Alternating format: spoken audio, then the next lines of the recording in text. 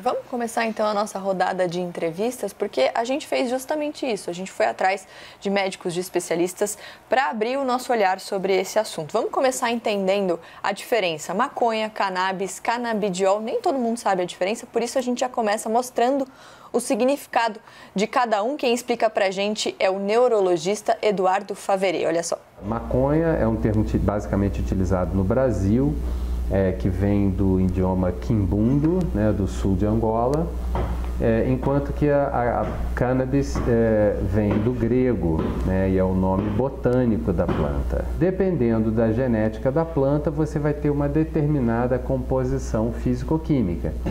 Então, nós vamos ter plantas que são ricas em canabidiol, que é o principal componente não psicoativo da planta, o CBD.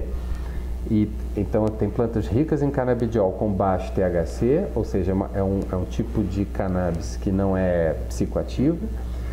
Você vai ter plantas que são ricas em THC, que é o tetrahidrocannabinol. Esse sim o único componente psicoativo da planta. Então você tem plantas ricas em THC com baixo canabidiol e essas vão ter efeito psicoativo e muitas propriedades medicinais. E você tem diversas outras plantas que vão ter diferentes proporções de canabidiol e THC.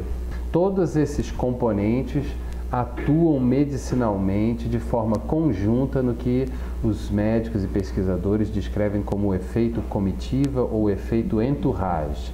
Então, o óleo integral da planta, ele é significativamente mais potente nas suas indicações do que produtos isolados, como canabidiol isolado, tetrahidrocannabinol isolado.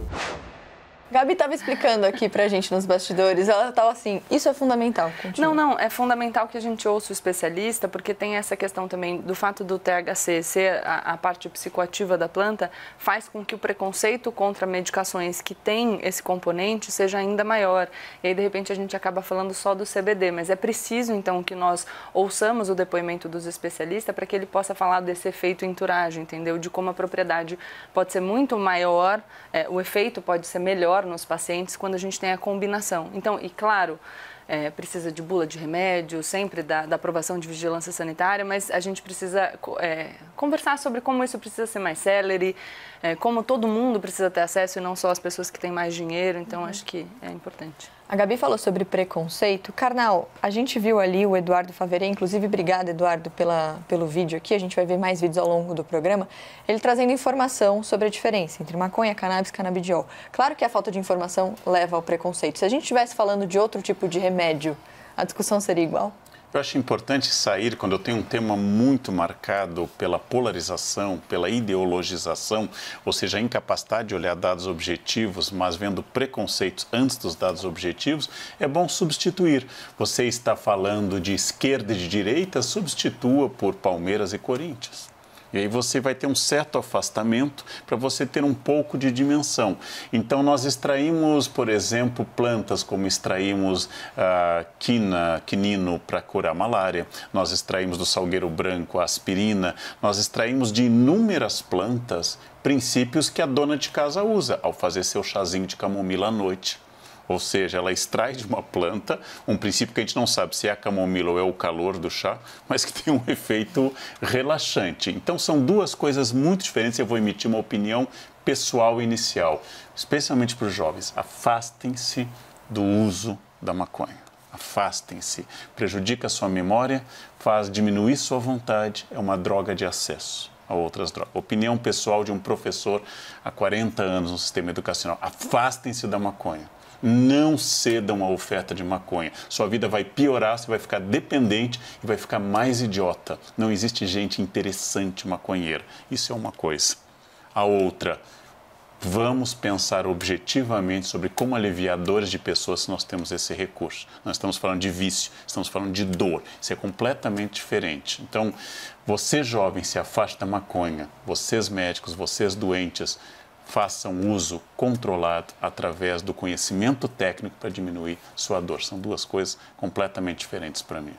Vamos trazer aqui para a nossa discussão uma história sobre o assunto. O empresário Felipe Suzin, de 29 anos, ele tem leucemia. O pai dele, o Ivo, de 59 anos, ele trata Alzheimer em estágio avançado. Os dois, claro, têm acompanhamento médico e tiveram uma melhora no quadro de saúde usando derivados de cannabis.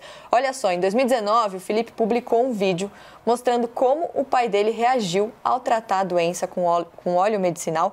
Antes, ele tinha um comportamento super agressivo. É importante dizer que a agressividade é um dos sintomas do mal de Alzheimer. Aos poucos, com o remédio à base de cannabis, o Ivo passou a ficar mais calmo. Ele voltou a interagir com a família, nem precisa mais de ajuda para comer. Olha só, a gente está vendo as imagens aí. E claro, essas imagens dessa melhora significativa viralizaram na internet. E o que a gente fez então? A gente foi atrás dessa história. No começo do ano, eles conseguiram uma autorização da Justiça para cultivar, consumir e portar cannabis medicinal. Com a decisão, nenhum deles pode ser preso pelo porte dessa substância. A gente então conversou com o Felipe. Ele divide agora um pouquinho dessa história com a gente. Olha só. Eu tenho um pai diagnosticado com Alzheimer, né, e a nossa história toda se envolve nisso, desde do meu uso, que foi um gatilho para eu começar a procurar, né, sobre a história, né, do Alzheimer do meu pai, porque a medicina tradicional, os médicos nos passam uma perspectiva que é muito dolorosa, né, que é muito destrutiva, e eu não podia ficar parado. Então eu fui atrás, pesquisei, achei sistema endocannabinoide, achei algumas respostas plausíveis. Então a luta foi realmente muito extensa pela questão de juntar muita documentação, né, muitos laudos médicos, todos os tipos de certificados, né, fiz curso de cultivo, de extração, para dar todos os embasamentos possíveis, né, para chegar no juiz, o juiz ver aquilo e falar, eu entendi, ele tem uma necessidade, ele tem uma melhora, né, e ele precisa desse acesso e dessa proteção. Então foi o que aconteceu aqui com a gente, com outros pacientes que acontece, mas a gente sabe que a maioria das pessoas que consegue isso é de uma classe mais privilegiada e que um acesso democrático de verdade ele não acontece assim. Antes da gente continuar a nossa discussão, eu queria agradecer ao Felipe e ao Ivo, imagens que emocionaram bastante a gente aqui. E ele diz ali, Gabi, que ele reconhece que muita gente não consegue o que ele conseguiu. Você já falou um pouquinho sobre isso, mas por quê? Primeiro, eu vou começar para a gente tirar, então, para a gente pensar em outras plantas, em outros medicamentos e não conversar a partir desse tabu. Eu vou complementar uma fala do Karnal. Ele disse, afastem-se do uso de drogas. Para os jovens, qualquer uso de droga é problemático. Da maconha, do álcool, do tabaco, mesmo os analgésicos, a gente tem um problema significativo nos Estados Unidos. Então tem que tomar cuidado com qualquer droga, porque tudo em excesso, e a gente já fez um programa sobre dependência, é prejudicial. A gente precisa de uma vida de qualidade. Afastada essa questão, porque a gente está discutindo, não é nem uso recreativo, a gente está falando de propriedade medicinal, o importante é a gente saber o seguinte, na lei de drogas, que é de 2006, a gente já tem no parágrafo único do artigo 2º uma previsão de que a União pode decidir e liberar o cultivo e a exploração na pesquisa para o uso medicinal, a exploração medicinal das plantas que são mencionadas, enfim, que são consideradas drogas, porque a gente tem uma lei que precisa ser complementada por atos do Poder Executivo, para dizer o que é droga. Ninguém faz isso. Então a gente fica num joga de responsabilidade. A gente tem algumas evoluções na Anvisa, as substâncias derivadas da cannabis param de ser substâncias proscritas, ou seja, não permitidas, e você precisa de regulamentação. Você tem uma evolução agora de permissão de produção, desde que o insumo, então o cultivo não pode ser feito aqui, você tem que importar o insumo, todas essas questões. Aí por que nem todo mundo tem acesso? Porque o insumo importado é caro. Se a gente não consegue produzir aqui, quem que consegue pagar aquilo que vem de fora? E as pessoas acabam procurando de maneira pontual o Poder Judiciário para que ele possa suprir a lacuna de outras esferas de poder que não complementam a regulação que a gente precisa sobre esse assunto, e de maneira pontual algumas pessoas e algumas associações vão recebendo essa autorização para cultivar as substâncias e para conseguir produzir os medicamentos. E aí a gente tem vários outros problemas, porque o Poder Judiciário fica sobrecarregado. Quem que consegue ter acesso ao Poder Judiciário? Claro que tem algumas associações de advogados. Então, o ideal seria que todo mundo, também porque é um valor constitucional, no artigo 196, a nossa Constituição diz que as pessoas têm que ter acesso à saúde. Então, a gente precisa balancear esses valores. E o melhor seria que a gente tivesse uma norma para todo mundo, e o melhor seria que a gente conseguisse produzir com um custo mais baixo. Posso falar também sobre aspectos econômicos, enfim, para que todo mundo conseguisse ter acesso ao tratamento.